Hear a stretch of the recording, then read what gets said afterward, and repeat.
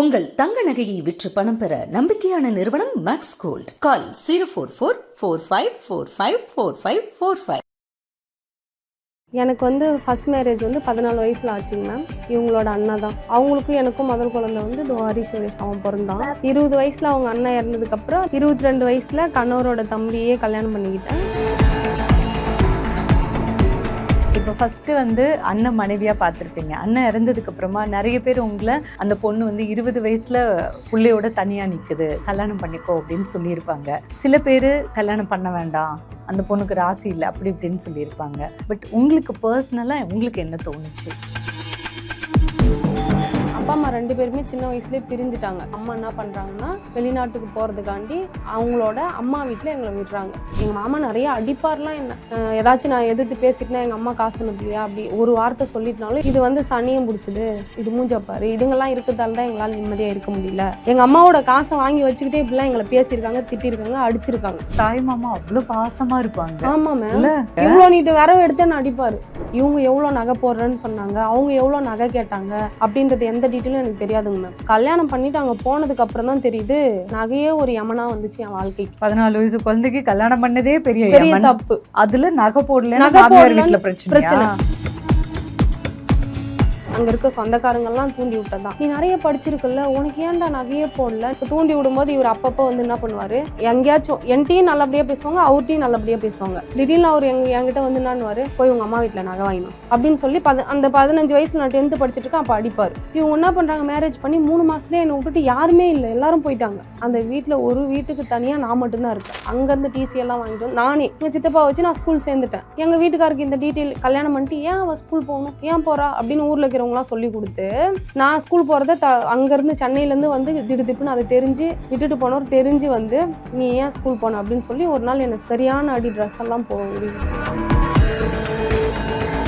ஒரு 1000 பஞ்சாயத்து வந்திருக்கும். அவங்களுக்கு என்ன அடிச்சிட்டாங்கன்னா போய் பஞ்சாயத்து என்ன அடிச்சிட்டாங்க அப்படின்னு சொல்லி நான் சொல்லுவேன். அந்த 1000 பஞ்சாயத்துலையுமே அவங்க சொன்ன வார்த்தை என்னன்னா, திருந்திடுவான், இப்போ திருந்திடுவான், அப்போ திருந்திடுவான், குழந்தை வந்தா திருந்திடுவான், கடைசி பஞ்சாயத்து குழந்தை பெருசானா திருந்திடுவான், அதுங்க வளர்க்குற வரைக்கும்.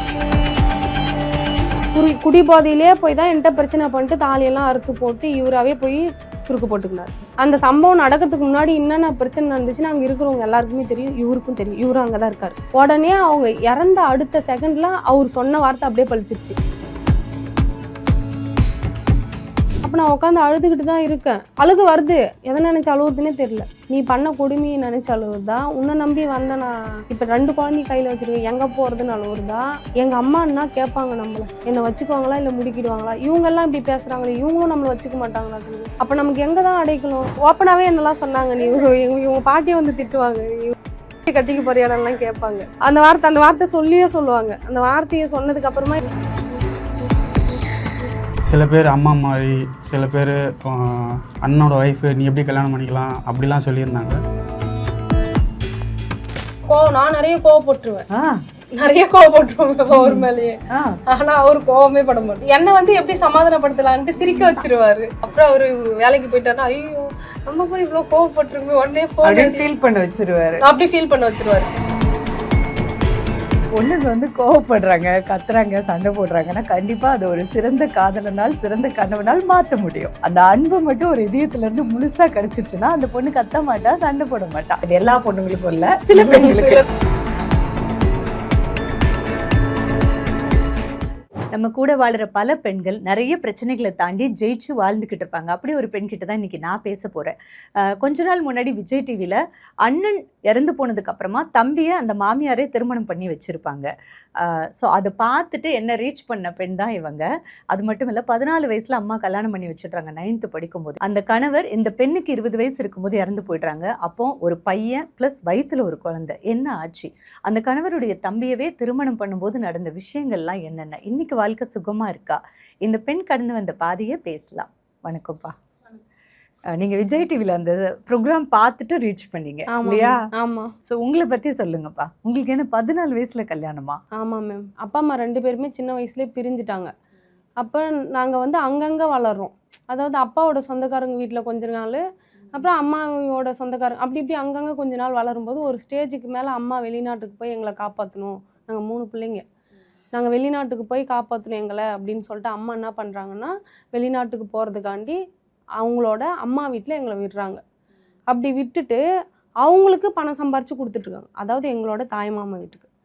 அவங்க என்ன பண்ணுறாங்கன்னா, அவங்க அந்த காசை எடுத்துக்கிட்டு எங்களுக்கு நல்ல சாப்பாடு போடுறதில்ல. அவங்க அங்கேருந்து சம்பாரித்து கொஞ்சம் கொஞ்சமாக இங்கே அனுப்பிட்டுருக்காங்க. ஆனால் இவங்களோட வீடு கட்டுறதுக்கு அவங்களோட தேவைக்கு அவங்க பயன்படுத்திக்கிறாங்க.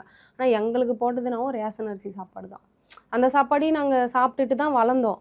ஒரு ஸ்டேஜுக்கு மேலே அவங்க இப்போ வீடும் கட்டியாச்சு. எங்கள் மாமா வந்து வீடும் கட்டிட்டார், தாய் மாமா எல்லாமே பண்ணிட்டாரு. எங்கள் அம்மா அந்த சமயத்தில் வெளிநாட்டிலேருந்து வராங்க. அப்போ நான் ஏஜ் அட்டன் பண்ணிது ஒரு 1 இயர் தான் ஆகும். அந்த 1 இயரில் வந்து நான் ஏஜ் அட்டன் பண்ணி 1 இயர் ஆகுது. அந்த 1 இயரில் அவருக்கும் மேரேஜ் ஆகுது, தாய் மாமாவுக்கு. அவங்களுக்கு மேரேஜ் ஆன உடனே அங்கே எங்களால் இருக்க முடியல. இப்போ எங்கள் அம்மா மறுபடியும் எங்கே விட்டுட்டு போகிறதுன்னு தெரியல. எங்கள் அம்மாவுக்கு அப்பாவும் குடிச்சிட்டாரு, எல்லாத்தையுமே விற்றுட்டாரு. நிலம் இல்லை, வீடு இல்லை, எதுவுமே இல்லை.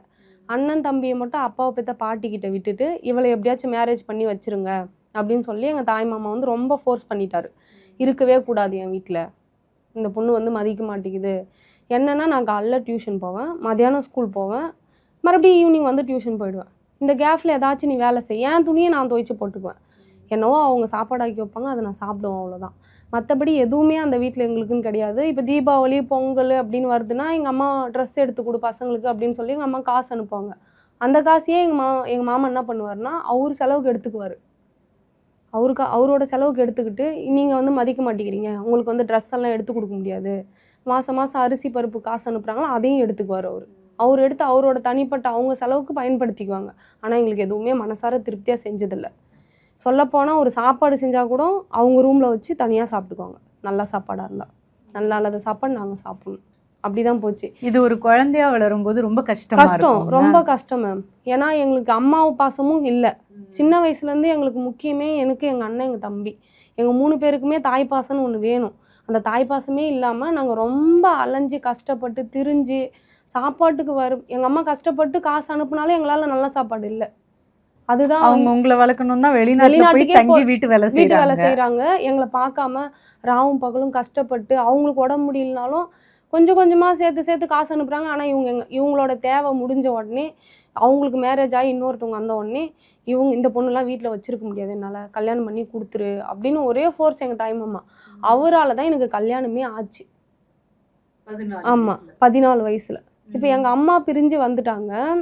இப்போ இதுங்கெல்லாம் நம்ம வளர்க்குறோமே, நம்ம குடும்பத்தை எப்போ பார்க்குறது அப்படின்ற மாதிரி அவங்களுக்கு தோணும். ஆனால் எங்கள் அம்மாவோட காசுலாம் அவங்க வச்சுட்டு இருந்தாங்க. அப்படி வளர்ந்துட்டே அப்படி ஒரு விஷயம் வந்தோடனே எங்கள் தாய் மாமா பொண்டாட்டி எங்கள் மாமா நிறைய அடிப்பார்லாம். என்ன ஏதாச்சும் நான் எதிர்த்து பேசிட்டுனா எங்கள் அம்மா காசு அனுப்பலையா அப்படி ஒரு வார்த்தை சொல்லிட்டுனாலும் எங்கள் அம்மாட்ட ஃபோனில் ஒரு வார்த்தை, அந்த ஃபோன் வந்து 1 மந்த்துக்கு ஒன்ஸ் தான் என்னால் பேச முடியும். ஏன்னா ஃபோன் இருக்காது, அவங்களும் ஃபோன் பண்ண முடியாது. அவங்க பண்ணுற நேரத்துக்கு அவங்க எடுத்து பேசிட்டு நாங்கள் இருக்க மாட்டோம்ல. அதனால எங்கள் அம்மா கிட்ட பேசுறதே எப்பயாச்சும் ஒரு டைம் தான் நாங்கள் பேசுவோம். அந்த ஒரு டைமே என் பக்கத்துலேயே இருப்பாங்க. என்னால் எதுவுமே சொல்ல முடியாது. அம்மா இப்படி பண்ணுறாங்கம்மா, இப்படி போகிறாங்கம்மா வராங்கம்மா, எதுவுமே பேச முடியாது. ஒரு ஸ்டேஜுக்கு மேலே எங்கள் அம்மா அங்கேருந்து வரும்போது உன் பிள்ளைங்கள்லாம் என்னால் வச்சுன்னு இருக்க முடியாது, நீ உன் பொண்ணை கட்டி கொடுத்துட்டு உன் பசங்களை எங்கன்னா கூப்பிட்டு போ. இல்லை என்னம்மா நிறைய இடங்கள்ல வந்து தாய் மாமா அவ்வளோ பாசமாக இருப்பாங்க. ஆமாம் மேம், தாய் மாமாவே இல்லை அவர் எனக்கு. சித்தி கொடுமை இந்த மாதிரி தான் பேசுவாங்க. இவ்வளோ நீட்டு வரவு எடுத்து அடிப்பார். இது வந்து சனியம் பிடிச்சது, என்ன சொல்கிறது, தத்ரம் பிடிச்சது, இது மூஞ்சப்பாரு, இதுங்கெல்லாம் இருக்கிறதால தான் எங்களால் நிம்மதியாக இருக்க முடியல. எங்கள் அம்மாவோட காசை வாங்கி வச்சுக்கிட்டே இப்படிலாம் எங்களை பேசியிருக்காங்க, திட்டிருக்காங்க, அடிச்சிருக்காங்க. உங்களை மட்டுமா உங்க அண்ணன் தம்பியை? எல்லாரையுமே, 3 குழந்தைங்க, அக்கா குழந்தைங்க 3 பேரையுமே தாய் மாமா அதிகமாக என்ன அண்ணன் கம்மி, தம்பியும் நானும் ஈக்குவல். உடனே தான் எங்கள் அம்மா சரி இவன் இப்படி சொல்கிறானே, இவங்ககிட்ட விடுறத விட நம்ம மறுபடியும் போய் சம்பாதிக்கணுமே, சேர்க்கணுமே அப்படின்னு சொல்லிட்டு உங்ககிட்ட இருந்த காசுலாம் கொடு, நான் வந்து மேரேஜ் பண்ணி வச்சுட்டு போகிறேன் அப்படின்ட்டு ஒரு 1,60,000 ரூபாய் கொடுத்தாரு. ஆனால் எவ்வளோ கொடுத்தாங்க, கொடுப்புள் வாங்கலாம் எனக்கு தெரியல. ஆனால் நிறைய எங்கள் அம்மா விட்டுருப்பாங்கன்னு மட்டும் எனக்கு தெரியுது இப்போ வரைக்கும். அவ்வளோ மட்டும் கொடுத்தாங்க. மீதி கொஞ்சம் கடன் கொஞ்சம் வாங்கி எப்படி எங்கள் அம்மா இவங்களுக்கு மேரேஜ் பண்ணி வச்சுட்டாங்க. கணவருக்கு. ஆமாம், இவருக்கு எந்த ஊருப்பா? நாங்கள் திருவண்ணாமலையில் மோத்தக்கல் மேம், தண்டராம்பட்டு சைடு. இவங்க வந்து சங்கம் சைடு திருவண்ணாமலையில். இப்படி வாங்கி அவசரமாக இவங்க பேசும்போது எவ்வளோ நகை போடுறேன் கொள்றேன் அப்படின்றத பற்றி பேசலை. இவங்க என்ன பேசுனாங்கன்னு எனக்கு தெரியாதுல்ல, நீங்கள் சின்ன குழந்தை. இவங்க நாள் வராங்க, அன்னைக்கே அவங்க சாப்பாடு போட்டு அனுப்பிட்டாங்க. சாப்பிட்டு அவ்வளோதான். உங்களுக்கு நிச்சயம் பண்ண அந்த கணவர் வந்து அவர் என்ன பண்ணிட்டு இருந்தாரு? அப்போ வந்து அவர் டிஃபார்ம் தான் முடிச்சிருந்தாரு. அவர் சம்பளம் 10,000 என்னவோ தான் வாங்கியிருப்பாராட்டுங்குது. ஆனால் என்கிட்ட 25,000 அப்படின்னு சொல்லியிருக்காங்க. அவர் பேரு மூர்த்தி. அவர் வந்து 25,000 சம்பளம் வாங்கியிருக்காரு அப்படின்னு சொல்லியிருக்காங்க. எல்லாமே நிறைய பொய் தான் சொல்லியிருக்காங்களே தவிர உண்மையை யாரும் பேசலை. இவங்க எவ்வளோ நகை போடுறேன்னு சொன்னாங்க, அவங்க எவ்வளோ நகை கேட்டாங்க அப்படின்றது எந்த டீட்டெயிலும் எனக்கு தெரியாதுங்க மேம். கல்யாணம் பண்ணிவிட்டு அங்கே போனதுக்கு அப்புறம் தான் தெரியுது, உனக்கு வந்து நகையே போடல, 15 பவுன் போடுறேன்னு சொல்லி ஏமாற்றிட்டாங்க அப்படின்னு சொல்லி அந்த நகையே ஒரு யமனா வந்துச்சு என் வாழ்க்கைக்கு. 14 வயசு குழந்தைக்கு கல்யாணம் பண்ணதே பெரிய தப்பு. அதுல நகை போடல, நகை போடல பிரச்சனை. இப்ப யாரும் கேட்க மாட்டாங்க. இப்ப ஸ்கூல் படிச்சிட்டு இருந்தீங்கல்ல நீங்க? ஆமா மேம். அப்போ ஸ்கூல்ல எல்லாம் எதுவும் சொல்லலையா டீச்சர்ஸ் எல்லாம் உனக்கு என்ன? யாருமே எதுவுமே சொல்லல. கிராமன்றதால யாருமே எதுவுமே சொல்லல. படிப்பை மட்டும் விடாம 14 வயசுல 9th வந்து முடிக்கவே இல்லை, கம்ப்ளீட்டே ஆகலன்னு ஒரு எக்ஸாம் எழுதினாலும் அந்த லாஸ்ட் எக்ஸாமில், ஆனுவல் எக்ஸாமில்.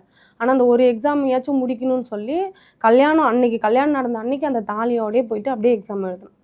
அப்படியா? ஆமாம் மேம். அந்த தாலியோடய போயிட்டு அப்படியே எழுதினேன். ஒரு சின்ன பொண்ணு அம்மாவுக்காக கல்யாணம் பண்ணிக்கிட்டீங்க, ஆனால் எக்ஸாம் எழுதணும்னு உங்களுக்கு யார் சொல்லி கொடுத்தா? எங்கள் அம்மாவே அவங்கக்கிட்ட பேசும்போதே என் பொண்ணு படிக்கணும், நீ படிச்சிருக்கல்லப்பா, ஆதரவு இல்லாமல் தான் நான் உங்ககிட்ட பிடிச்சி கொடுக்குறேன், ஆல் டீட்டெயில் எங்கள் அம்மா அவங்கள்ட்ட சொல்லிட்டாங்க. என் குடும்பம் இப்படி கெட்டு போயிருக்கு, அவங்க அப்பா எல்லாத்தையுமே விற்றுட்டாரு, ஆனால் பெரிய குடும்பம் தான் ஒரு காலத்தில், உனக்கு இவ்வளோ நகை போடுறேன், என்னால் இப்போ கையில் இருக்கிறத போடுறேன், பின்னாடி சம்பாரித்து 15 பவுன் நான் போடுறேன் அப்படின்னு எங்கள் அம்மா சொல்லியிருப்பாங்க பிள்ளையாட்டுங்குது. பின்னாடி உடனே கல்யாணம் முடிஞ்ச 1 மந்த்லேயே நினச்சிட்டு இருப்பாங்க பிள்ளையாட்டுங்குது அவங்க. இந்த நகையெல்லாம் இல்லைன்னொடனே எல்லாரும் அவங்க சொந்தக்காரங்களாம் பார்த்துட்டு, நீ நிறைய படிச்சிருக்கல, உனக்கு ஏன்டா நகையே போடல, நீ வேற கவர்மெண்ட் வேலை மெடிக்கல் லைனில் இருக்க, உனக்கு ஏன் நகை போடலன்னு எல்லாருமே அங்கே இருக்க சொந்தக்காரங்கள்லாம் தூண்டி விட்டதான். இப்போ தூண்டி விடும்போது இவர் அப்பப்போ வந்து என்ன பண்ணுவார், எங்கேயாச்சும் என்கிட்டையும் நல்லபடியாக பேசுவாங்க, அவர்கிட்டையும் நல்லபடியாக பேசுவாங்க. திடீர்னு அவர் என்கிட்ட வந்து என்னான்னுவார், போய் உங்கள் அம்மா வீட்டில் நகை வாங்கினோம் போ அப்படின்னு சொல்லி அந்த 15 வயசில் நான் 10th படிச்சுட்டு இருக்கேன், அப்போ அடிப்பார். அந்த வீட்டில் வந்து அந்த ஊரில் எனக்கு யாரையுமே தெரியாது, இவங்கள மட்டும்தான் தெரியும். எனக்கு தண்ணியும் வராது அந்த ஊராண்டு, பாத்ரூம் எதுவுமே இல்லை, வீடு இருக்குது அவ்வளோதான். இவங்க என்ன பண்ணுறாங்க, மேரேஜ் பண்ணி 3 மாதத்துலேயே என்னை விட்டுட்டு யாருமே இல்லை, எல்லாரும் போயிட்டாங்க. அந்த வீட்டில் ஒரு வீட்டுக்கு தனியாக நான் மட்டும்தான் இருக்கேன். அப்போ அங்கே இருக்கிற அவங்களோட சொந்த பந்தங்கள்லாம் என்ன பண்ணியிருக்காங்கன்னா, என்கிட்ட அன்பை கொடுக்குற மாதிரி கொடுத்தாங்க. இதை பண்ணு, இப்படி செய், அது நல்லதாக தான் எனக்கு இருந்துச்சு. ஆனால் அவங்களே வந்து எனக்கு உனக்கு இப்போ என் மேலே ஏதாச்சும் ஒரு சின்ன விஷயம் அங்கே இருக்குதுன்னு வச்சுக்கோங்களேன், அதை வந்து அவர் மூலயமா அந்த நகையை வச்சு எதனா ஒன்று சொல்லி உனக்கு எத்தனை பவுன் நகை போட்டாங்க எப்படி பேசுவாங்கன்னு தெரியாது. ஆனால் கிடுகிடுன்னு ஊர்லேருந்து வந்தால் எங்கள் வீட்டுக்காரு நேராக வீட்டுக்கு வந்து என்னை பிடிச்சி நடிச்சிருவார். 7 பவுன் மொத்தம், அதில் 5 பவுன் என்ன பண்ணிட்டாரு, உடனே கல்யாணம் முடிஞ்ச கையோடய தூக்கிட்டு போய் அவரே வச்சுட்டாரு. டாலர் செயின் 3.5 பவுனு, 1 பவுன் பிரேஸ்லெட்ரு, இன்னும் ஏதோ ஒரு மோதிரம் 1/2 பவுன், இது எல்லாத்தையும் தூக்கிட்டு போய் அவரே வச்சுட்டாரு. அந்த வச்சுனாக்கா அப்படியே போயிடுச்சு. வச்சு என்ன பண்ணாரு? வச்சு கடன் கொடுக்குறேன்னு கொடுத்தாங்க, அவ்வளோதான். அந்த நகையே இல்லை. நான் அதுக்கு கேட்டேன், நீ எப்போ பாரு நகை வேணும்னு கேட்குறல்ல, நீ ஃபஸ்ட்டு வச்ச நகையை எடுத்துகிட்டு வந்து கொடு, நான் அதை காமிச்சு எங்கள் அம்மா வீட்டிலேருந்து நகை வாங்கினோம் நான் எதிர்த்து பேசுவேன். அந்த வார்த்தை வந்தாவே அடிதான் விழும். நீங்கள் ஸ்கூலுக்கும் நீங்களே நானே தனியாக இப்போ ஸ்கூலுக்கு வந்து அவங்க சேர்க்க மாட்டேன் அப்படின்னு சொல்லிட்டாங்க. இப்போ நான் என்ன பண்ணி எங்கள் வீட்டிலேருந்து எங்கள் சித்தப்பாவை வர வச்சு என்னை ஸ்கூல் சேருன்னு சொல்லி அங்கேருந்து டிசி எல்லாம் வாங்கிட்டு வந்து நானே எங்கள் சித்தப்பாவை வச்சு நான் ஸ்கூல் சேர்ந்துட்டேன். எங்கள் வீட்டுக்காருக்கு இந்த டீட்டெயில் கல்யாணம் பண்ணிட்டு ஏன் அவள் ஸ்கூல் போகணும், ஏன் போகிறா அப்படின்னு ஊரில் இருக்கிறவங்களாம் சொல்லி கொடுத்து, நான் ஸ்கூல் போகிறத அங்கேருந்து சென்னையிலேருந்து வந்து திடுதிப்புன்னு அதை தெரிஞ்சு விட்டுட்டு போனவர் தெரிஞ்சு வந்து நீ ஏன் ஸ்கூல் போன அப்படின்னு சொல்லி ஒரு நாள் என்னை சரியான அடி, ட்ரெஸ் எல்லாம் உருவிட்டு. ஐயோ, அவ்வளோ அடி. வந்த ஒரு 1 ஹவர்லேயே அடி. நீ ஏன் ஸ்கூல் போன, நீ யாரை கேட்டு போன, எவன் வந்து உனக்கு ஸ்கூல் சேர்த்தான் அப்படின்னு சொல்லி. அப்போ நான் கேட்டேன், நீ ஸ்கூல் படிக்க வைக்கிறேன்னு சொல்லி தானே நீங்கள் மேரேஜ் பண்ணிட்டு வந்தீங்க, சொல்லி தானே மேரேஜ் பண்ணிட்டு வந்தீங்க, ஏன் ஸ்கூல் படிக்க வைக்கலன்னு சொல்லி அப்படி நம்ம திருப்பி கேட்டோம்னாவே அடி தான். இப்போ நான் வாங்கிக்கிட்டு கூட ட்ரெஸ் எல்லாம் வேறு எடுத்துகிட்டு போய் எரிக்க போயிட்டார், ஸ்கூல் யூனிஃபார்ம்லாம் தைச்சது. அதையும் தாண்டி அந்த 10th வந்து நான் கஷ்டப்பட்டு 10th படித்தேன். அம்மா அப்பா ஆதரவு பெருசா இல்ல, கட்டின புருஷன் இல்ல, கல்யாணமே தப்பு, ஆனாலும் கட்டின புருஷனோட ஆதரவும் இல்ல. பட் 10th நீங்களே பொங்கி சாப்பிட்டு ஸ்கூலுக்கு போய் 442 மார்க். Very good. அதுலயும் வேற இவங்களோட எங்க வீட்டுக்காரோட பாட்டி வருவாங்க, அப்பாவை பெத்த பாட்டி. அவங்க வந்த உடனே என்ன பண்ணுவாங்க, என்ன பண்ணுவோம், போட்டு தண்ணி மட்டும் ஊற்றி சாணி கச்சி தெளிச்சுட்டு பெருக்க முடியாது, போயிடுவோம். நான் அதையெல்லாம் ஒரு பெரிய விஷயமா எங்கள் வீட்டுக்கார்ட்ட சொல்லி என் மனசையும் கஷ்டப்பட்டு அந்த சின்ன வயசில் எனக்கு எந்த வேலையுமே தெரியாது. என்னை சின்ன வயசில் கல்யாணம் பண்ணிட்டு வந்துட்டாங்க அப்படின்றது அந்த ஊருக்கே தெரியும். எனக்கு ஆதரவும் கொடுக்குற மாதிரி கொடுத்து எனக்கு வந்து கெடுதலும் பண்ணியிருக்காங்கன்றது எனக்கு இப்போ புரியுது. 11th ஒரு ஸ்கூலில் படிக்கிறேன், சங்கம் கேர்ள்ஸ் ஸ்கூல்னு ஒரு கேர்ள்ஸ் ஸ்கூலில் படிச்சுட்ருக்கேன். அந்த ஸ்கூலில் படிக்கும்போதே இந்த பாரு அந்த பொண்ணு அங்கே போயிடுச்சான், இந்த பொண்ணு இங்கே போயிடுச்சான், ஸ்கூல் படிக்கும்போதே இவ்வளோ எதனா ஒன்றா நம்ம ஊருக்குலாம் அசிங்கமாயிடும், அவெல்லாம் படிக்க வைக்காது அப்படின்னு சில பேர் சொல்லி சண்டை வந்து அடித்து இந்த இடத்துல தையல் போடுற மாதிரி காயம் ஆயிடுச்சு. அடிச்சது புருஷனா? ஹஸ்பண்ட் அடிச்சு. உடனே நான் எங்கள் அம்மாவுக்கு கால் பண்ணி வர வச்சு, என்னால் இங்கே இருக்கவே முடியல, நீ என்னை வேற எங்கேயாச்சும் கூட்டிகிட்டு போய் சேர்த்துரு அப்படின்னு சொல்லி நான் சொல்கிறேன். அதுக்கு எங்கள் அம்மா என்ன பண்ணுறாங்கன்னா, சரி அப்படின்னு சொல்லிட்டு கூப்பிட்டு போய் வச்சுட்டு 12th ஒரு ஸ்கூலில் எங்கேயுமே யாருக்கு விழுப்புரம் டிஸ்ட்ரிக்டில் ஒரு ஸ்கூலில் சேர்க்குறாங்க. அப்படி அங்கே சேர்ந்து நான் அங்கே படிச்சுட்ருக்கேன் மேம் 12th. அப்படி 12th நான் படிக்கும்போது எங்கள் அண்ணன் இறந்துட்டான். என்ன ரீசன் கேளுங்க, மனநிலை பாதிக்கப்பட்ட மாதிரி ஆயிட்டான். ஏன்னா இந்த ஃபேமிலி, எங்கள் ஃபேமிலியே அப்பா அம்மா கஷ்டப்பட்டு நாங்கள் தனியாக இருந்து நிறைய கஷ்டத்தை அவன் தாங்க முடியாமல் அவனோட ஏஜில் அவன் இறந்துட்டான். மனநிலை பாதிக்கப்பட்டு. ஆமா, வீக் ஆகி. அவ்வளோ ஒரு அழகா இருப்பான், ஒரு ரொம்ப பிரில்லியண்டா இருப்பான், யாருக்கிட்டையுமே ஒரு சின்ன கெட்ட பேர் கூட எடுக்கவே மாட்டான். எங்க அப்பா அம்மா இப்போ எனக்குமே அந்த ஒரு ஸ்டேஜ் வரும்போது ஐயோ நம்ம செத்து போயிடலாமா அப்படின்னு தோணும்ல யாருக்குமே.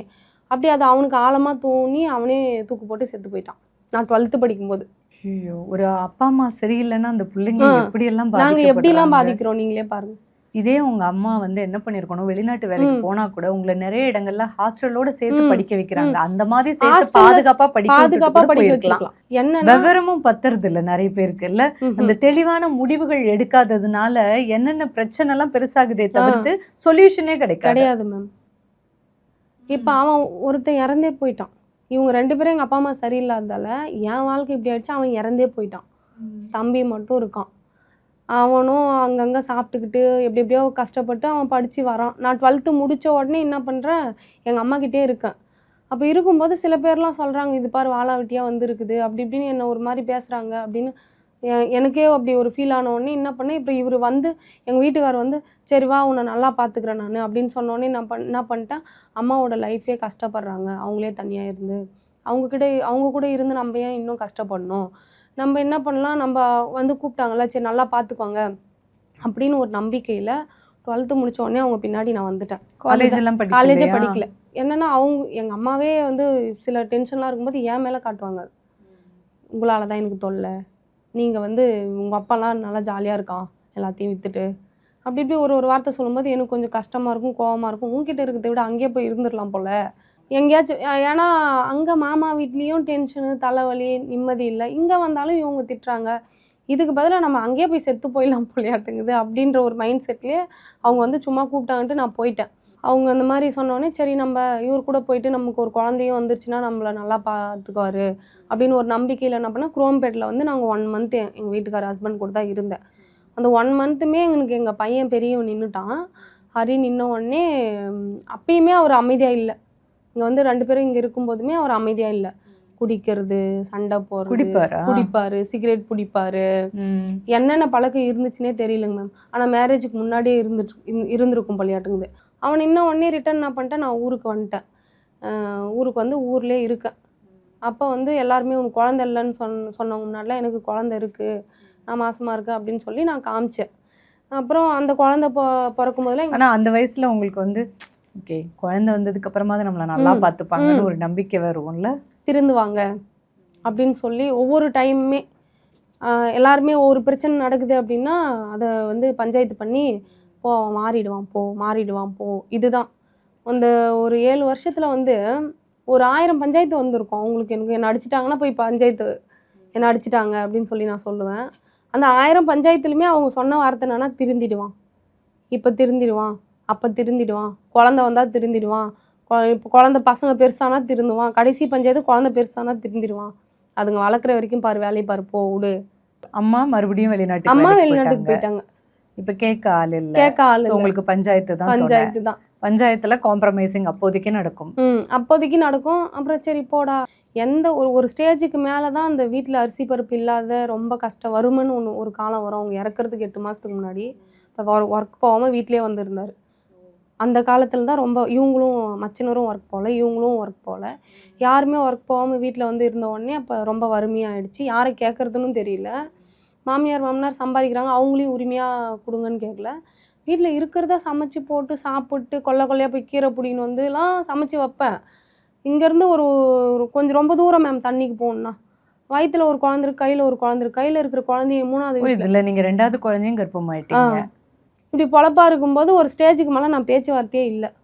நீ எப்பயுமே திருந்த மாட்டேன், உனக்கு வந்து இதோட லாஸ்ட்டு, நீ இப்படியே இரு, நான் வந்து என் குழந்தைங்கள கரை சேர்த்திக்கிறேன், உன்னை நம்பி வந்த பாவத்துக்கு நான் என் பசங்களை பார்த்துக்க தெரியும் அப்படின்ற ஒரு ஸ்டேஜில் வந்து இருக்கேன் நான். அவனுக்கு வந்து 1 வருஷம் 4 மாதம் ஆகுது, இந்த குழந்தை 3 மாதம் வயிற்றுல இருக்குது. அப்படி இருக்கும்போது நான் சுத்தமாக பேசவே கூடாதுன்னு முடிவு பண்ணி ஒரு 2 மாதம் நான் பேசுகிறதே இல்லை. அர்ச்சனா ப்ளீஸ் அர்ச்சனா, நீ வந்து காசு கொடு, ஒரு 500 ரூபா கொடு, உங்ககிட்ட இல்லாமல் இருக்காது. இப்போ நான் நம்பி கொடுக்குறேன். அவர் சென்னை வந்து 3 மாதம் என்ன பண்ணாருன்னே தெரில. இங்கே யார் கூடயோ சேர்ந்துக்கிட்டு குடிச்சிக்கிட்டு அவங்க அப்பா அம்மாவுக்கு கேரளாவிலேருந்து கால் பண்ணி காசு வாங்கி அதையும் செலவு பண்ணிவிட்டு, நல்லா தெரியுது அவர் வரும்போது, வீட்டுக்கு வரும்போது சாகிறதுக்கு ஒரு 3 நாளைக்கு முன்னாடி வீட்டுக்கு வர்றாரு, நல்லா தெரியுது. அப்படியே தாடியும் ஆளும், வேலைக்கு போகல, ஒரு படித்தவர். அப்போ வந்து எங்கள் பெரிய பையனுக்கு வந்து ரொம்ப உடம்பு முடியல, அவனுக்கு வந்து ஜுரம். அவனுக்கு ஹாஸ்பிட்டலுக்கு கூட்டிகிட்டு போயிட்டு வந்துட்டுருக்கான்.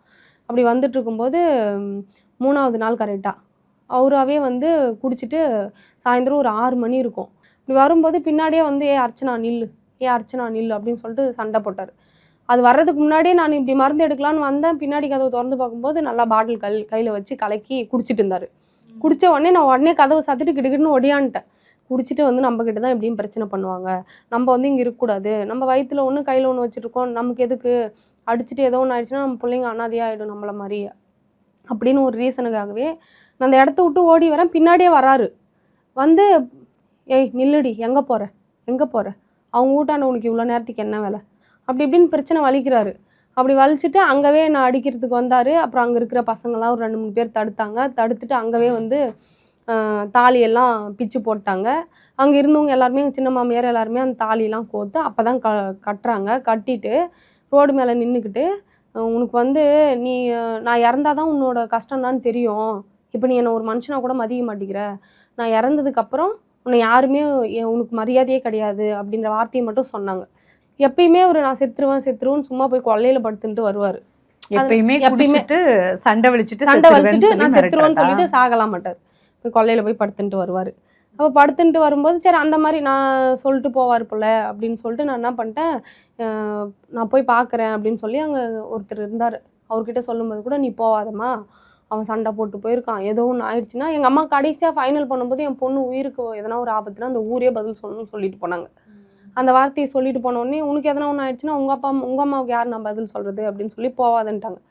குடிபோதையிலே போய் தான் என்கிட்ட பிரச்சனை பண்ணிட்டு தாலியெல்லாம் அறுத்து போட்டு இவராகவே போய் சுருக்கு போட்டுக்கினார். அந்த சம்பவம் நடக்கிறதுக்கு முன்னாடி என்னென்ன பிரச்சனை நடந்துச்சுன்னு அங்கே இருக்கிறவங்க எல்லாருக்குமே தெரியும், இவருக்கும் தெரியும். இவரும் அங்கே தான் இருக்கார், வீட்டில் தான். யாருன்னா உங்க மச்சினர் இப்போ கணவர். உடனே வந்து அவர் போடணும்னு போட்டிருக்க மாட்டார், கண்டிப்பாக போடணும் சாகணும்னு. எங்கள் ஹஸ்பண்ட் இறந்துருக்க மாட்டார் மேம், போதையில் வந்து போட்டது தான். உடனே அவங்க இறந்த அடுத்த செகண்டில் அவர் சொன்ன வார்த்தை அப்படியே பழிச்சிருச்சு. அங்கே என்ன நடந்துச்சுன்னு எல்லாருக்குமே தெரியும். அங்கே இருந்தவங்களே, எனக்கு தாலியை கட்டி விட்டவங்களே இந்த வார்த்தையை சொல்லின்னு அழுகுற மாதிரி பண்ணுறாங்க. என்ன வார்த்தை சொல்கிறாங்கன்னா, இதுக்கு தான் வாயை மூட்டு இருடின்னு சொன்னேன் அப்படின்றாங்க. இப்போ அந்த வார்த்தையை அவங்க சொன்ன உடனே எல்லாருமே வந்து என் பக்கம் திருப்பிட்டாங்க. இவளால் தான் அவன் செத்துட்டான் அப்படின்ட்டு. அப்போ என்னென்ன நடந்துச்சோ எல்லாத்தையுமே, இவன் வந்து பேசலை, இவன் வந்து எதுவுமே இது பண்ணல, அவனை கண்டுக்கல, அதனால தான் இவன் செத்துட்டான் அப்படின்ற மாதிரி எல்லா தப்பையுமே என் மேலே திருப்பிட்டாங்க. அன்றைக்கி அந்த சாவில் ஆரம்பிச்சுதுங்க மேம். ஒரு புள்ள பிறந்திருக்கு, இன்னொரு புள்ள வயிற்றுல இருக்கு, புருஷன் குடிக்காம வேலைக்கு போய் குடும்பத்தை காப்பாற்றணும் அப்படிங்கிறது தான் நீங்கள் வச்ச டிமாண்ட் அவர்கிட்ட. அது அவர் பண்ணவே இல்லை, ஆப்ஷன் கொடுத்துக்கும் போது நீங்கள் அவர்கிட்ட பேச மறுக்கிறேன்னா ரொம்ப நாள் இல்லை, கொஞ்ச நாள், ஒரு 1 month தான் இருக்கும். நீ அவ்வளோ அடி அடித்த, அவ்வளோ சித்திரவதை பண்ண, என்னென்னவோ உலகத்தில் நடக்குது, நான் வேறு யார்கிட்டனா கூட பேசிட்டு போயிருக்கலாம், குழந்தையே வேணான்ட்டு. குழந்தையெல்லாம் உன் கூட இருந்து நீ பண்ணுற அட்டுழியத்துக்கு குழந்தையெல்லாம் அடிலாம் பயங்கரமாக ரத்தம் வர மாதிரி, காயம் வர மாதிரி அப்படி தான் அடிப்பாங்க. எப்படின்னா எங்கள் மாமியார் எதுவுமே இதெல்லாம் கேட்கவே மாட்டாங்க, என்கரேஜ் தான் பண்ணுவாங்க. நீ தூங்கிட்டே இரு, நான் வந்து நீ தூங்கிட்டே இரு, சென்னையிலேருந்து வருவார், தூங்கிட்டே இருப்பார். மூஞ்சி கழுவுறதுக்கு நம்ம பாத்ரூமுக்கு தான் போவேன். அவங்க ஒரு டப்பு வச்சு மூஞ்சி கழுவி அதில் துப்பு நான் எடுத்துன்னு போய் ஊற்றிக்கிறேன். அப்புறமா எழுந்திரிச்சு போவேன், நான் குழந்தை படுத்துகிட்டே இருக்கட்டும், செல்லம் பையனா வளர்ந்த பையனா வளர்ந்த பையன், மாமியார் இப்படி கல்யாணம் ஆன பையனை பார்த்துப்பாங்களா? எங்க மாமியார் இப்படிதான் பாத்துக்கோங்க. இருந்த இடத்துல மூஞ்சு கழுவி மூஞ்சு கழுவி துப்பணுமா? துப்பு. அந்த வளர்ப்பு தான் தப்பு. அப்படி அவங்க பண்ணி வச்ச வளர்ப்பு தான் என்னோட வாழ்க்கையும் கெட்டு போய் இன்னைக்கு என் குழந்தைங்களும் நாங்க ஓவர் செல்லம், ஓவர் செல்லம். அந்த மாதிரி வியாதி தான் செல்லம். வியாதி தான் இல்ல வியாதி தான். புள்ளைய வந்து சாப்பாட தட்டை வந்து தூக்க கூடாது, இருந்த இடத்துக்கே சாப்பாடு கொண்டு கொடுக்குறேன், தண்ணி கொண்டு கொடுக்குறேன், கையை கழுவு, அப்படியே கை கழுவுன தண்ணியும் கொண்டு போய் நானே கொட்டிடுறேன். இதெல்லாம் ஒரு ஒரு டிசிப்ளினே இல்லாத ஒரு லைஃப் தானே இதெல்லாம். அவர் இஷ்டத்துக்கு அவர் இருந்ததான் தப்பா போச்சு. அவர் கேட்கறதுக்கு ஆள் இல்லாம போனதுதான் தப்பா போச்சு. அந்த இடத்துல ஒரு அப்பா அம்மாவுக்கு அவர் பயந்து, ஐயோ அப்பா அம்மா இதை பண்ணா நம்மளை திட்டுவாங்க அப்படின்னு ஒரு பயம் இருந்து இப்ப வந்து அவர் இறந்துட்டாரு இல்லையா? சோ இப்போ உங்களை ரொம்ப கரிச்சு கொட்டியிருப்பாங்க கிராமத்துல. கரிச்சு கொட்டியிருப்பாங்களா மேம்? அன்னைக்கு இறந்த அன்னைக்கு ஸ்டார்டிங் காலையில ஆரம்பிச்சாங்க மேம் அவங்களோட பாட்டி. அதாவது எங்க மாமியாரோட அவங்க மாமியார் அன்னைக்கு ஸ்டார்ட் பண்ணி அந்த 30 வரைக்குமே வந்து சரியில்லாத குடும்பத்துல பொண்ணு எடுத்துட்டாங்க, அவங்க அப்பா அம்மா சரியில்லை. இப்போ இது உங்களுக்கு எவ்வளவு பெரிய ஷாக்கா இருந்தது? 10 நிமிஷம் முன்ன வரைக்கும் உங்க தாலியா அறுத்து சண்டை போட்ட ஒரு புருஷன் இன்னைக்கு இப்ப இல்ல, சுருக்கு மாட்டிக்கிட்டாரு அப்படிங்கறத நினைச்சு பார்க்க முடியாத ஒரு விஷயம் தாங்க மேம். ஏன்னா உங்களுக்குமே வயசு வேற 20, தொடர்ந்து ஒன்னொன்னா நடந்துட்டு இருக்கும். அது வந்து நான் நினைச்சே பார்க்கல, அப்படி பண்ணிப்பாரு அப்படின்றதெல்லாம் நான் நினைச்சு பார்க்கல. ஆனா அவர் இறந்துட்டாரு அப்படின்னு அதை நான் என்னால ஏத்துக்க முடியல, நம்பவும் முடியல. அப்ப நான் உட்காந்து அழுதுகிட்டு தான் இருக்கேன். எனக்கு அழுகியும் வரல, அழுகு வருது. ஆனா எதை நினைச்சு அழுவுறதுன்னே தெரியல. நீ பண்ண கொடுமையை நினைச்சு அழுவுறதா, உன்னை நம்பி வந்த நான் இப்போ 2 குழந்தைய கையில் வச்சிருக்கேன் எங்கே போகிறதுன்னு அழுவுறதா, எங்கள் அம்மான்னா கேட்பாங்க நம்மளை, என்னை வச்சுக்குவாங்களா இல்லை முடிக்கிடுவாங்களா, இவங்கெல்லாம் இப்படி பேசுகிறாங்களே இவங்களும் நம்மளை வச்சுக்க மாட்டாங்களாட்டுங்குது. அப்போ நமக்கு எங்கே தான் அடைக்கலும், நம்ம பெருசாக வந்து மாட்டிக்கிட்டோம் அப்படின்ற மாதிரி எனக்கு அது மட்டும்தான் மைண்டுக்குள்ளே ஓடிட்டே இருந்துச்சு. எனக்கு மெச்சூரிட்டியாக இல்லை. நான் 14 வயசுலேருந்து யாருமே இல்லாமல் அந்த இடத்துல நான் குடும்பம் பண்ணி நிற்கிறேன். தண்ணி இல்லாமல், எண்ணெய் பருப்பு எதுவும் இல்லாமல், எதுக்குமே அடுத்தவங்கள நாடி அடுத்தவங்கள சார்ந்தே நான் இருந்திருக்கேன். அவனும் செத்து போயிட்டான். நான் என்ன பண்ணுறது? நான் விட்டுட்டு போன குழந்தைங்களாம் கையில் வச்சுட்ருக்கேன். அந்த பாட்டி சொல்கிறாங்க, ஒரு விளக்கு அணைஞ்சிருச்சு, இன்னொரு விளக்கு நல்லா எரியணும். அவங்க இறந்த நாள்லேருந்து அந்த பாட்டி என்ன சொல்கிறாங்கன்னா, ஏய் பக்கத்து வீட்டில் அக்கா பொண்ணு இருக்கு பாரு, அதை கட்டிக்க. அரசங்கண்ணியில் அங்கே ஒரு பொண்ணு இருக்கு பாரு, அதை கட்டிக்க. தீத்தாண்டப்பட்டில் இங்கே ஒரு பொண்ணு இருக்கு பாரு, இதை கட்டிக்க. உங்க கணவருடைய தம்பி. இப்போ இது வரைக்கும் நீங்க உங்க கணவரோட தம்பி கிட்ட பேசுவீங்களா? இது வரைக்கும் பேசுவேன். என்னன்னா என்ன, அவ்வளோதான். இப்போ நான் இன்னைக்கு பேசுகிறேன்னா அப்புறம் நான் ஒரு 10 நாள் கழிச்சு தான் பேசுவேன். தேவை இருந்தால் மட்டும்தான் நான் பேசுவேனே தவிர தேவையில்லாமல் அவங்கள்ட்ட பேசவும் மாட்டேன். வாங்க போங்கன்ற மரியாதை தான் பேசுவேன், மரியாதையாக தான் இருப்பேன். அவங்களும் வாங்க போங்கன்ற மரியாதை தான். எனக்கு சின்ன வயசானாலுமே மரியாதையாக தான் இருப்பார், நானும் மரியாதையாக தான் நடந்துக்குவேன். எனக்கு அவங்கள மேரேஜ் பண்ணிக்கணும் அப்படின்ற இன்ட்ரெஸ்ட்டு ராவ் கூட இல்லை. செத்து போயிட்டாங்க, இப்போ நம்ம குழந்தைங்கள வளர்க்கணும், நம்ம தனியாக இருந்து வளர்க்கணும் அப்படின்ற ஒரு மைண்டு மட்டும்தான் அந்த இடத்துல இருந்துச்சு. ஆனால் இவங்க என்ன பண்ணிட்டாங்க, இந்த மாதிரி பேசுனதெல்லாம் வச்சு அவங்க எல்லாருமே வந்து மற்றவங்களாம் கூடி பேசி என்ன பேசுனாங்கன்னு தெரியல. இந்த பாட்டி வந்து டெய்லியுமே ரொம்ப டார்ச்சர் பண்ண ஆரம்பிச்சிருச்சு.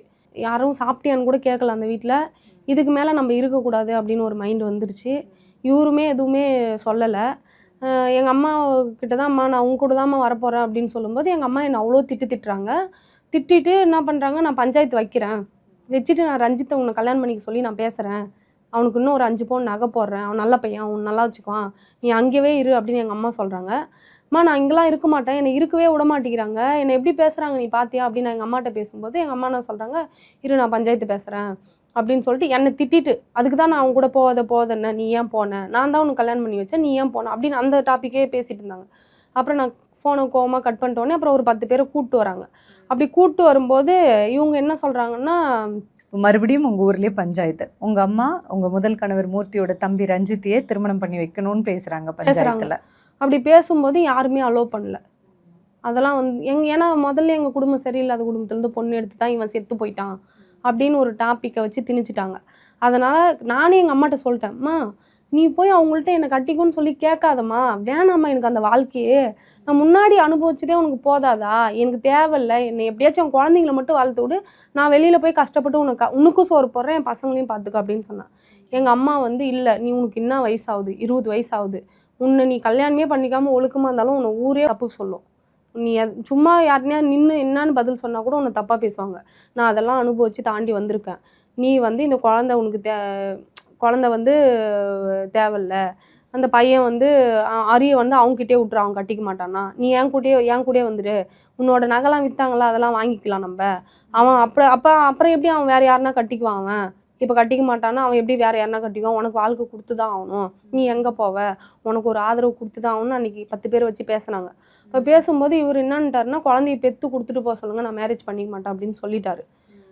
சொல்லிவிட்டு எங்கள் மாமியார் மாமனார்கிட்ட நகை கேட்கும்போது அவங்கக்கிட்ட இப்போ என்ன இருக்குது, அவங்கக்கிட்ட எதுவும் இல்லை தான், நான் அதை வந்து நான் பொய் சொல்லலை, எதுவும் இல்லை தான். எனக்கு என்னென்னா அவங்க என்னோட வச்ச நகையை திருப்பி கொடுக்க தேவையில்ல. அந்த வீட்டில் நான் 1 மாதம் இருந்தேன், அவங்களோட வாரிசு தான் என் வயிற்றில் இருக்குது, என் கையில் இருக்குது. நீ சாப்பிட்டியாமான்னு ஒரு வார்த்தை கேட்கலாம்ல, ஒருத்தர் கூட கேட்கல மேம். நீ சாப்பிட்டியான்னு எனக்கு அதுதான் இன்ன வரைக்கும் மனவேதனையாக இருக்கிறதே. அந்த ஒரு வார்த்தை சாப்பிடுன்னு நம்மளை சொல்லலையே, நம்மளோட கனவு சொன்னது நிறைவேறிடுச்சே. அப்போ குடிகாரனாக இருந்தால் கூட நமக்கு தேவையாக தானே இருந்திருக்காங்க, நம்ம தானே தப்பாக நினச்சிட்டோன்றது இப்போ வரைக்கும் எனக்கு உள்ளே வருந்திட்டு தான் இருக்கே. அந்த ஊரை பொறுத்த வரைக்கும் என்ன தெரியுமாங்க மேம், நகை இருக்கணும், பணம் இருக்கணும், அது மட்டும்தான். ஸோ இவ்வளோ பிரச்சனைக்கு நடுவில் அர்ச்சனா 20 வயசில் கணவர் இறந்துட்டாரு, கையில் ஒரு குழந்தை, வயிற்றில் ஒரு குழந்தை. ஸோ அடுத்து என்னாச்சு அர்ச்சனாக்கு அப்படிங்கிறத அவங்களோட கணவர் ரஞ்சித்தை கூப்பிட்டே பேசலாம். உங்கள் வீட்டுக்கு அவங்க மருமகளாக வந்தப்போலாம் அவங்கக்கிட்ட நல்லா ஃப்ரீயாக பேசியிருக்கீங்களா? ஸோ ஃபர்ஸ்ட் ஆஃப் ஆல் இவங்க கல்யாணம் பண்ணும்போது நான் காலேஜ் தான் படிச்சுட்டு இருந்தேன். ஸோ இவங்க கல்யாணம் நடக்கும்போது ஒரு நாளுக்கு பிஃபோர், ஒரு 2-3 வீக்ஸ் பிஃபோராக இவங்க மம்மி வர சொன்னாங்கன்னு சொல்லி என்னை வர சொன்னாங்க, என்ன வர சொன்னான். ஸோ அப்போ போய் தான் பார்த்தேன். அதுக்கப்புறம் கல்யாணம் ஆனதுக்கப்புறம் திரும்ப நான் காலேஜ் வந்துட்டேன். ஸோ அவ்வளோ இன்ட்ராக்ட் பண்ணதில்லை, வருவேன் போவேன், நார்மலாக பேசுவேன். என்னோட சின்னவங்க தான், பட் இருந்தாலும் அவங்களுக்கு கொஞ்சம் மரியாதை கொடுத்து தான் பேசுவேன். அண்ணா குடிச்சிட்டு இவங்களை அடிக்கிறதெல்லாம் நீங்கள் பார்த்துருக்கீங்க. அப்போ என்ன தோணும்? ரஞ்சித் குடிக்கிறது இல்லைல்ல, நீங்கள் குடிக்கிறது இல்லை, ட்ரிங்கிங் ஹேபிட் இல்லை. இப்போ நீங்கள் உங்களை ஃபேமிலியாக பார்க்கும்போது எனக்கு தெரியுது நீங்கள் அவங்களையும் சந்தோஷமாக வச்சுருக்கீங்க அப்படின்றது. பட் நீங்கள் ஒரு கல்யாணம் ஆகிறதுக்கு முன்னாடி அண்ணா குடிச்சிட்டு அவங்க மனைவி அடிக்கிறாங்க அப்படின்னு பார்க்கும்போது உங்களுக்கு என்ன தோணும்? நான் ஃபர்ஸ்ட் ஆஃப் ஆல் ஒரு சில டைம் அவனுக்கு இன்ஃபார்ம் பண்ணிட்டு, இந்த மாதிரி பண்ணாத, இதெல்லாம் உங்களுக்கு ஏதோ கோவமாக இருக்கா, ஏதோ தப்பாக இருக்கா, சரி அவங்க ஏதோ தப்பு பண்ணிட்டாங்க, ஏதோ நீ அதை சொன்னாவே அவங்க கேட்டுக்குவாங்க அப்படின்னு சொல்லியிருக்கேன். பட் அந்த டைமில் நம்ம சொல்கிறத அவன் கேட்க மாட்டான். சரி அவன் ஒரு மாதிரி அப்படி தான். எங்கள் அண்ணன் இருக்கும்போது எனக்கு எதுவுமே இல்லாத மாதிரி இருக்காது. ஸோ அவன் போனதுக்கப்புறம் எனக்கே யாருமே இல்லாத ஒரு ஃபீல், அந்த டைம்லேருந்து யாருமே இல்லையே அப்படின்ற மாதிரி ஒரு ஃபீல். ஒரு 1-2 இயர்ஸ்க்கு அப்புறம் ஒரு மாதிரி ஜோனுக்கு போயிட்டேன். ஸோ அதுக்கப்புறம் அதுக்கப்புறம் நார்மலாகி வீட்டில் அம்மாவும் கொஞ்சம் இதுவாகிட்டாங்க. ஸோ அதுக்கப்புறம் கொஞ்சம் நார்மலாகி அதுக்கப்புறம் தான் இவங்களும் கேட்டுகிட்டே இருந்தாங்க. ஸோ இவங்க அம்மாவும் இவங்க வீட்லேயும் கேட்டுட்டு இருந்தாங்க. ஸோ அதுக்கப்புறம் தான் ஒரு 1 இயர் ஆச்சு, 1.5 இயர் ஆயிடுச்சு. நீங்கள் அக்செப்ட் பண்ணி கல்யாணம் பண்ணிக்கலாம். அதுக்கப்புறம் தான் சொன்னேன், கோவிட் ஸ்டார்ட் ஆகும்போது தான் சரி. நீங்கள் என்ன படிச்சிருக்கீங்க, இந்த வேலை சரி? BE mechanical engineering. என்ன? BE mechanical engineering. ஓ, எங்கே தான் பண்ணிட்டு இருக்கீங்க? சென்னையில் தான் இருக்கேன். இப்போ ஃபஸ்ட்டு வந்து அண்ணன் மனைவியாக பார்த்துருப்பீங்க. அண்ணன் இறந்ததுக்கு அப்புறமா நிறைய பேர் உங்களை அந்த பொண்ணு வந்து 20 வயசில் பிள்ளையோட தனியாக நிற்குது, கல்யாணம் பண்ணிக்கோ அப்படின்னு சொல்லியிருப்பாங்க. சில பேர் கல்யாணம் பண்ண வேண்டாம், அந்த பொண்ணுக்கு ராசி இல்லை, அப்படி இப்படின்னு சொல்லியிருப்பாங்க. பட் உங்களுக்கு பர்சனலாக உங்களுக்கு என்ன தோணுச்சு? பர்சனலாக எனக்கு அந்த டைமில் எனக்கு எதுவுமே தோணலை. ஸோ மற்றவங்க சொல்கிறதுக்கு தான் நான் தலையாட்டிகிட்டு இருந்தேன். ஸோ என்ன சொல்கிறது, சில பேர் அம்மா மாதிரி, சில பேர் அண்ணனோட ஒய்ஃபு நீ எப்படி கல்யாணம் பண்ணிக்கலாம் அப்படிலாம் சொல்லியிருந்தாங்க. என்னோடய ஃப்ரெண்டோட அம்மா தான் ஆக்சுவலாக நான் அவங்க சொல்லி தான் பாசிட்டிவாக ஒரே ஒரு விஷயம் சொன்னாங்க. என்னென்னா, இன்றைக்கி நீ இதை உனக்கு கல்யாணம் பண்ண வேணான்னு முடிவு எடுத்துட்ட, ஸோ ஃப்யூச்சரில் அந்த குழந்த வேறு ஒருத்தவங்கள கல்யாணம் பண்ணிக்கிட்டாங்க அவங்க. இன்கேஸ் அந்த குழந்தைக்கு அந்த டைமில் அவங்க வந்தவர் அவர் ஒரு வேளை நல்லவராக இருந்தால் பிரச்சனை இல்லை, நல்லவராக இல்லாத பட்சத்தில் உனக்கு அந்த குழந்தைய எப்பயோ ஒரு முறை போய் பார்க்குற, அந்த டைமில் ஏதோ அந்த பையன் கஷ்டப்படுறான் ஏதோ ஒரு விதத்தில், அப்போ நீ ஃபீல் பண்ணுவல்ல, அந்த மாதிரி ஃபீலிங்லாம் உனக்கு வேணாம் அப்படின்னா நீ கல்யாணம் பண்ணிக்கிறது நல்லது அப்படின்னு சொன்னாங்க. ஸோ அப்போ தான் எனக்கு ஒரு அந்த தாட்டே வந்தது, கல்யாணம் பண்ணிக்கணும் அப்படின்ற தாட்டே என் ஃப்ரெண்டோட அவங்க அம்மா சொல்லும்போது தான். தெய்வம் மாதிரி வந்து சொல்லி இவருடைய மனசில் ஒரு நல்ல விஷயத்தை ஊற்றிட்டு இருக்காங்கல்ல. இப்போ நீங்கள் உங்கள் கணவர் மூர்த்தி அவர் இறந்து போனப்போ வயிற்றில் ஒரு குழந்தை இருக்குன்னீங்களப்பா, அந்த ஸ்டேஜ் அப்போது என்ன ஆச்சு? அப்போ வந்து மேம் குழந்தை தன்னாலே இறந்துருச்சு. இப்போ இறந்துட்ட உடனே அதுக்கு மேலே கொஞ்ச நாள் ஒரு 2 மாதம் 3 மாதம் இருந்தேன், அம்மா கூட தான் இருந்தேன். அவங்க வீட்லயா இல்லை உங்கள் வீட்டுக்கு போயிட்டீங்க? எங்கள் வீட்டுக்கு வந்துட்டேன், எங்கள் வீட்டில் தான் இருந்தேன். அங்கே இருக்கும்போது இந்த மாதிரி ஆன உடனே நான் அப்புறம் கொஞ்ச நாள் இருந்துட்டு அவனை விட்டுட்டு எனக்கும் அது ஒரு பெரிய டிப்ரெஷனாக இருந்துச்சு. சரி அடுத்தது நம்ம என்ன பண்ணலாம், வீட்டுக்குள்ளே இருந்து அவங்களோட காசில் நம்ம சாப்பிடக்கூடாது அப்படின்ட்டு, அம்மா சம்பாரிச்சு போட்டு நம்ம சாப்பிடக்கூடாதுன்ட்டு திருப்பூருக்கு நான் வேலைக்கு போயிட்டேன். இவனை அம்மா கிட்ட விட்டுட்டு அம்மா மூலயமா எங்கள் மாமா ஒருத்தர் இருந்தார், அவர் மூலயமா கம்பெனி நூல் மில்லுக்கு அங்கே போயிட்டேன். கோவிட் டைமில் வீட்டுக்கு வரணும் அப்படின்னும் போது வீட்டுக்கு வந்து அதுக்கப்புறமா நான் எங்கள் மாமியார் வீட்டுக்கு போயிட்டேன். அதுக்கப்புறமா அந்த சாமி கும்பிடுவாங்க 1 இயர் ஆனால் அப்போல்லாம் கூப்பிட்டாங்க. அன்றைக்கி ஒரு நாள் மட்டும் போயிட்டு வந்தேன். அப்புறம் இவர் வந்து அவனை கூட்டிகிட்டு வந்து அங்கே வச்சுக்குவார். அப்பப்போ அவனை மட்டும் விடாமல் அப்பப்போ வந்து தூக்கிட்டு போய் வச்சுக்கோங்க. அப்படி வச்சுட்டு இருக்கும்போது நான் அங்கே போய் இவனை ஒரு டைம் பார்த்தேன். தீபாவளி பொங்கல் அந்த மாதிரி வரும்போது அங்கே போவேன். அப்போ அங்கே நான் பார்க்கும்போது அப்போ பார்ப்பேன், ஆனால் பேசுனதில்ல. அதுக்கப்புறம் எனக்கு பயமாக இருந்துச்சு கேட்கும்போது, நம்மளை அசிங்கப்படுத்திட்டா என்ன பண்ணுறது அப்படின்னு சொல்லிட்டு, நான் நிறைய கஷ்டத்தை தாண்டி வந்திருக்கேன்ல, நீங்கள் பார்த்துருக்கீங்களா அப்படின்னு சொல்லி பேசுறதுக்கே பயமாக இருக்கும் இவர்கிட்ட பேசுறதுக்கா? எனக்கு பட் உங்களுக்கு வந்து இவர் திருமணம் பண்ணிக்கிட்டு லைஃபை நல்லா அமைச்சுக்கணுங்கிற ஆசை இருந்தது. அந்த ஆசை வந்து எப்போ இருந்ததுன்னா, எனக்கு அந்த குழந்தை 2வது குழந்தை வயிற்றுல இருக்கிற வரைக்கும் எனக்கு அந்த ஆசை இல்லை. 2 குழந்தையும் காப்பாற்றணும் அப்படின்னா. 2வது குழந்தை இறந்த உடனே இன்னொரு குழந்தையும் நம்ம கை விட்டுறக்கூடாது. அதுக்கப்புறம் தான் வந்து எனக்கு ஒரு தெளிவான முடிவே. அதுக்கப்புறம் கொஞ்ச நாள் கழித்து மறுபடியும் எங்கள் அம்மா கேட்டாங்க. அப்புறம் நானும் ஒரு 2 டைம் இந்த மாதிரி மாற்றி கேட்ட உடனே அப்புறம் தான் சரி நான் வீட்டில் பேசுகிறேன் அப்படின்னு அந்த வார்த்தை வந்துச்சு. இப்போ முதல்ல அவங்க கேட்டது உங்களுக்கு ஞாபகம் இருக்கா இப்பயும்? நான் ஊருக்கு போயிட்டு வந்தபோது கேட்டாங்க. கோவிட் அப்போ திரும்ப ஊருக்கு போயிருந்தேன், எங்கள் வீட்டுக்கு போயிருந்தேன். ஸோ அப்போது இவனை கூப்பிட்டு வர போயிருந்தேன். இவங்கெல்லாம் வீட்டுக்கு வந்திருந்தாங்க. ஸோ கோவிட் அப்போது சரி வீட்டில் இருக்கலான்னு வந்திருந்தாங்க. ஸோ அப்போது ஒரு முறை கேட்டாங்க. அப்போ தான் இவங்க டேரெக்டாக என்கிட்ட கேட்டது. அப்போ தான் கேட்டாங்க, கல்யாணம் பண்ணிக்கிறீங்களா? இது மாதிரி எங்கள் வீட்லேயும் எங்கள் அம்மா கேட்டுட்ருக்காங்க, இந்த மாதிரி வேறு ஒரு பையனை பார்த்துருக்கேன் அப்படின்னா. ஸோ அப்போ அந்த கோவிடுக்கு ஒரு 1 மந்த்துக்கு முன்னாடி தான் என் ஃப்ரெண்டோட அவங்க அம்மா சொல்லியிருந்தாங்கல்ல. ஸோ அவங்க பேசும்போது தான் இந்த மாதிரி சொல்லும்போது மனசும் அப்போ தான் கொஞ்சம் மாறி இருந்தது. ஸோ அப்போ தான் எனக்கு கொஞ்சம் மாறிச்சு. யாரையோத்த கல்யாணம் தான் பண்ண போகிறோம், சரி நம்மளுக்கு தெரிஞ்சவங்க அப்பா அம்மாவை நல்லா பார்த்துக்கிட்டாங்க. எங்கள் அப்பா அம்மாவுக்கு இவங்கள பிடிக்கும், இவங்களும் எங்கள் அப்பா அம்மாவை நல்லா பார்த்துக்குவாங்க. யாரோ ஒருத்தவங்க கல்யாணம் பண்ணுறாங்க, வரவங்க நல்லா பார்த்துக்குவாங்களான்னு தெரியாது. ஸோ பண்ணிக்கலாம் அப்படின்னு சொல்லிட்டு ஒரு 2-3 நாள் கழித்து சரி நான் வீட்டில் பேசுகிறேன் அப்படின்னு சொல்லிட்டு.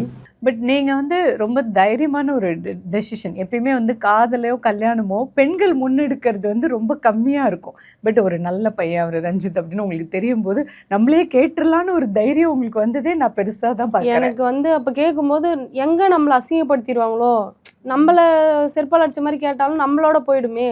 ஏற்கனவே ஊரில் வந்து நம்மளை தப்பாக பேசிட்டு வராங்க.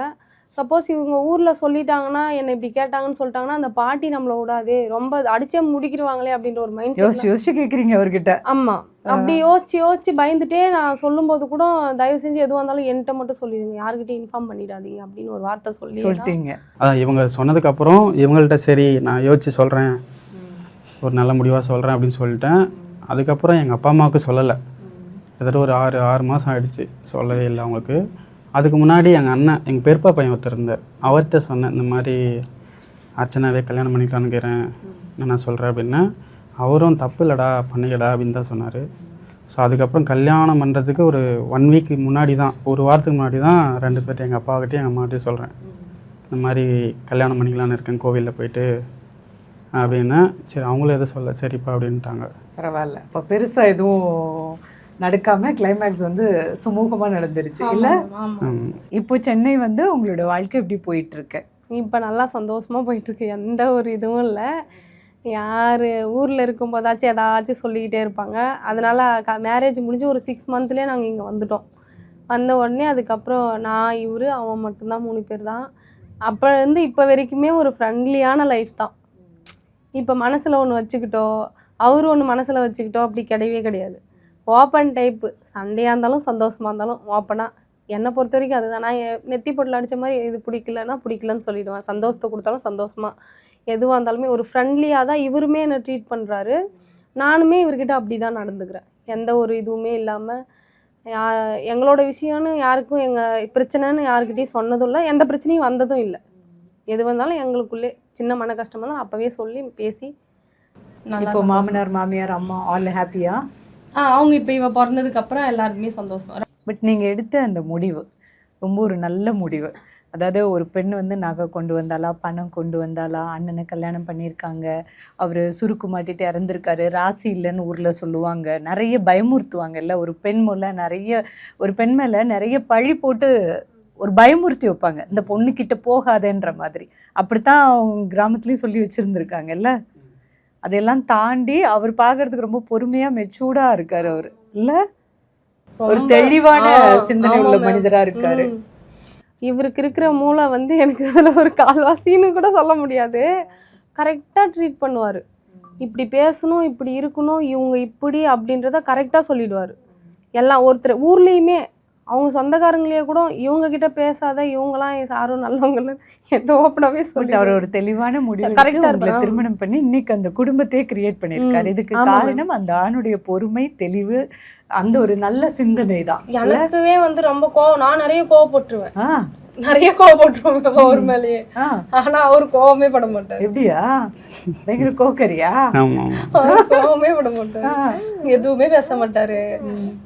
சரி நீ பேசு, அப்புறம் என்ன வந்து எப்படி சமாதானப்படுத்தலான்ட்டு சிரிக்க வச்சிருவாரு. நான் ஒரு வார்த்தை கோவமா திட்டினா கூட இப்படி பண்ணாத இப்படி போன்னு நான் சொல்லும் போதே வந்து சிரிக்க வச்சிருவாரு. அவரு மேல கோவத்தை திணிக்கவே முடியாது. அப்படி ஒரு கோவம் வந்தாலும் அது ஒரு 10 நிமிஷம், அந்த டைமிங் மட்டும் தான். அப்புறம் அவரு வேலைக்கு போயிட்டாருன்னா ஐயோ நம்ம போய் இவ்வளவு கோவப்பட்டிருக்கோமே, உடனே ஃபீல் பண்ண வச்சிருவாரு. அப்படி ஃபீல் பண்ண வச்சிருவாரு. ஆக்சுவலி பெண்கள் எல்லாம் ரொம்ப லெகுவா ஹேண்டில் பண்ணலாம், ஆனா அந்த மந்திரத்தை வந்து கத்துக்கிட்டாங்க அந்த ஆண் அப்படின்னா. பட் நிறைய பேருக்கு அது தெரியாதனால இந்த கணவன் மனைவி சண்டை சும்மா எடுத்ததுக்கெல்லாம் என்னன்னா ஒரு ராணி எப்படி ட்ரீட் பண்ணுவாங்க அப்படி பண்றாங்க. அப்படிதான் மேம், இது உண்மை ஃபேக்ட். இது சொன்னா வந்து யாராச்சும் நம்புவாங்களான்றது தெரியாது. இப்ப எனக்கு உடம்பு முடியல, இன் பீரியடுனா நான் படுத்துட்டு தான் இருப்பேன். அன்னைக்கு வேலை நான் வீடு பெருக்க மாட்டேன், பாத்திரமும் சாமானமும் அப்படியே இருக்கும். முடியல அப்படின்னா நான் படுத்துட்டே தான் இருப்பேன். ஆபீஸ்ல இருந்து வந்த உடனே எப்படி இருக்குன்னு கேட்டுட்டு உடனே தொடப்பம் தான் எடுப்பாரு. இது உண்மை. தொடப்பத்தை எடுத்து சுத்தமா பெருக்கிட்டு பாத்திரத்தை கழுவிட்டு என்ன சாப்பாடு வாங்கிட்டு வர்றது, அந்த வார்த்தை தான் கேட்பாரு. சோ கிரேட் இல்ல? ரொம்ப. அர்ச்சனா பட்ட கஷ்டத்துக்குலாம் சேர்த்து வச்சு இப்ப ரஞ்சித் கிடைச்சிருக்காரு. ஆமா மேம், அது உண்மை. ஓப்பனாவே என்னெல்லாம் சொன்னாங்க, நீ இவங்க பாட்டியை வந்து திட்டுவாங்க, நீ கட்டிக்கு போறியானெல்லாம் கேட்பாங்க. அந்த வார்த்தை சொல்லுவாங்க. அந்த வார்த்தையை சொன்னதுக்கு அப்புறமா எனக்கு இந்த மாங்கல்யமும் இந்த குழந்தைங்களும் இந்த குடும்பமும் கிடைச்சது இந்த கடவுளோட ஆசீர்வாதம் தான். இப்பயுமே அந்த கடவுளை நான் நம்புறது என்னன்னா, என் புருஷன் நல்லா இருக்கணும். அவருக்கு எந்த ஒரு நிறைய சாமி கும்பிடுவேன். எல்லாரும் யோசிப்பாங்க என்ன இது இப்படி கும்பிடுது அப்படின்ற மாதிரி. ஆனால் என்னோட ஆசை என்னன்னா, இவருக்கு என் பசங்களும் இவருமே எங்கள் மாமியார் மாமனாருமே அவங்க அன்னைக்கு ஒரு வார்த்தை நீ வேணாண்டான்னு சொல்லி தடுத்துருக்கலாம். ஆனால் அந்த வார்த்தை அவங்க சொல்லலை. அதனால அவங்களும் எல்லாருமே எங்கள் குடும்பமே நல்லா இருக்கணும், கடவுளே காப்பாத்து. ஸோ நீங்கள் வந்து நீயா நானால வந்தாங்களே அங்காளீஸ்வரி, அவங்களுக்கு ஏதாவது சொல்லணும்னு நினைக்கிறீங்களா அந்த இன்டர்வியூவில்? அவங்களுக்கு என்ன சொல்லணும்னா, அவங்க வந்து குழந்தைங்க இல்லை அப்படின்னு ஃபீல் பண்ணக்கூடாது. அந்த அந்த அந்த ஒரு கஷ்டம் மட்டும் அவங்களுக்கு இருக்கும் போல எடுக்குது, அது இல்லைன்னே ஃபீல் பண்ணக்கூடாது. இப்போ எத்தனையோ குழந்தைங்களும் அவங்க வீடியோ எடுத்து மேக்கப் போட்டு எல்லாமே ஒரு அன்பாக பார்த்துக்கிறாங்க.